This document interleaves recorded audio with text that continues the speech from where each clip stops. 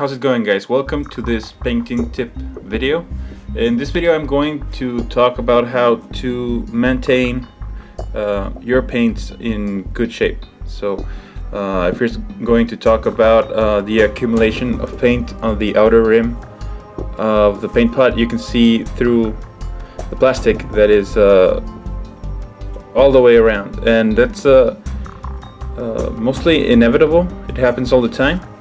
And what I do to solve that problem, I'm going to use this pot as an example, is to use just a pointy file, and I'm going to scrape off all of that paint that is around the rim. And it's important to wait until this paint is totally dry so that you can do it. If it's fresh paint, it's not going to do any good.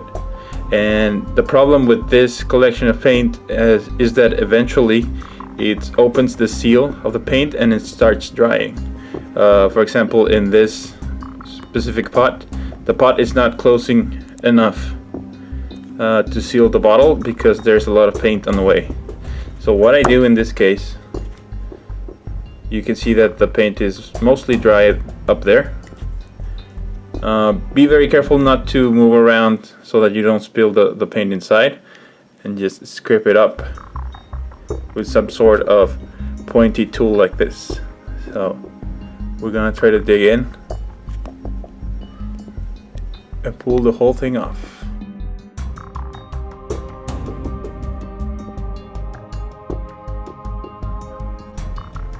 So there you go. You can see that the outside is clean now. And the better job you do cleaning this up, the longer the paint is going to last. So that's one down, and there's still these two to go. But for the purposes of this video, I'm going to change to a second tip. It's 2 for 1 today. I'm going to talk about how to transfer paint from a pot to another. Sometimes it's the case that you have perfectly good working paint, but it's not enough for you to shake it well inside the pot because it's very little, but it's perfectly good paint, and you can't mix it, you can't do anything with it. So how to transfer it to a newer pot with more fresh paint without having to waste it and throw it into the trash. So I'm going to use what is known as a palette knife. I use this at my art classes to mix paint, and this is very good also for applying textured paint onto the bases. This is a little bit too large, but if you can find a little smaller one, you can use this to apply texture to the bases as well.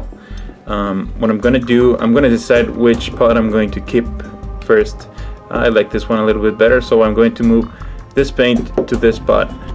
And what I'm going to do is just try to get rid of the whole lid of the paint so that it's open like this.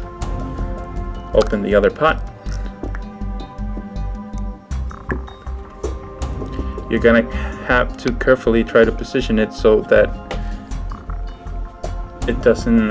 It allows you to move the paint around. So as you can see, this is easier to pour the paint from a pot to another if you use the knife. If you use just gravity by itself, the paint is a little bit sticky, like a paste, and it doesn't really want to come out. And so if you have all the paint out,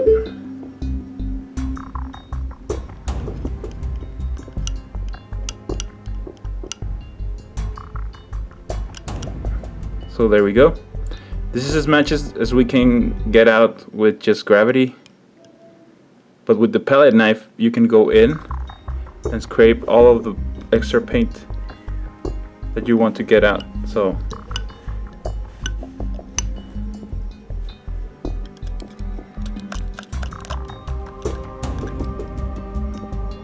and you could push it around and make sure that you take all of the paint from the pot.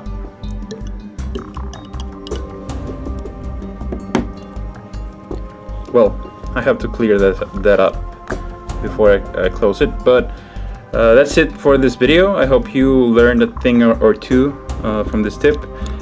Thank you very much for watching, and I hope to see you on the next video. Thank you.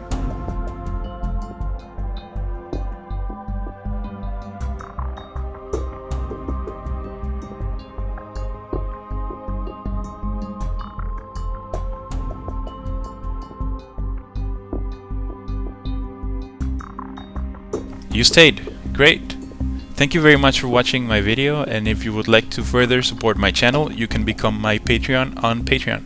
You can pledge as little as $1 a month, and you are helping me create more and better content. If you can't, that's fine, because you're helping my channel a lot just for watching and sharing, but you can read all of the details if you follow the link in the description below. I hope you can spare $1 to make this hobby of mine a job for which I can get paid. Thanks for watching, and I hope to see you on the next video.